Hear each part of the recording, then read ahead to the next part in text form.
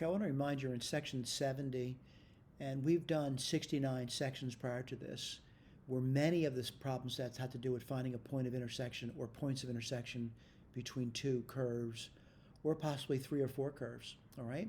So here's the problem. We've done this before. Now, what are they doing now? They're doing a visualization of it. I'm going to say, before you visualize it, what did we do in the past? We used algebra to find the points of intersection. This is a pretty easy problem to use algebra on.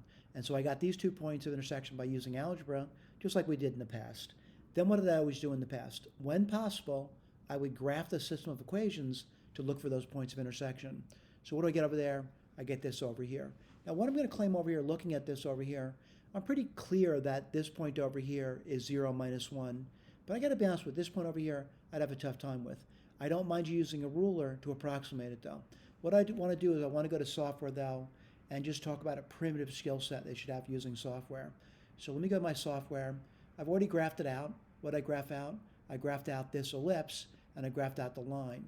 And certainly, I'm looking at that. Certainly, it does look like it's 0 for x, minus 1 for y. But you'd still plug it in to check it, just like we've done, or at least we suggest that you do in the past.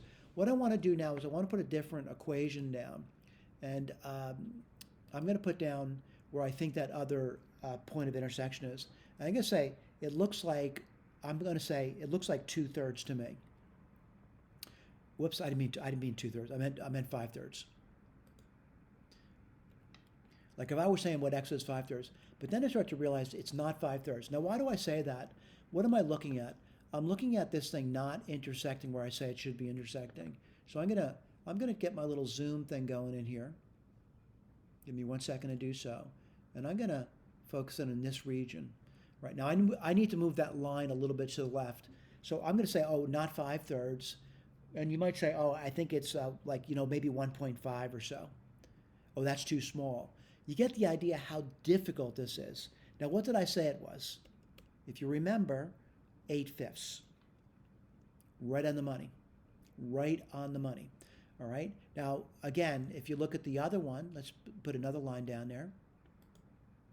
And I'm going to put down now y equals, and I think I said 3/5. And look at that, right dead center of that. And you could zoom in this one over here and see how impeccable that is. Between the curve and the crosshairs now is directly on that. And that's not a bad way to be looking for it. What am I doing? What I did in the past.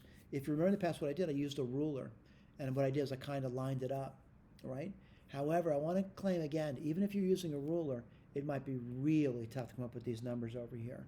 But anyway, what do? Let me remind you. Initially, we solved it using algebra. Then we graphed it just to verify that our answers are correct. And they really are, all right? You can plug those in as well. Thank you.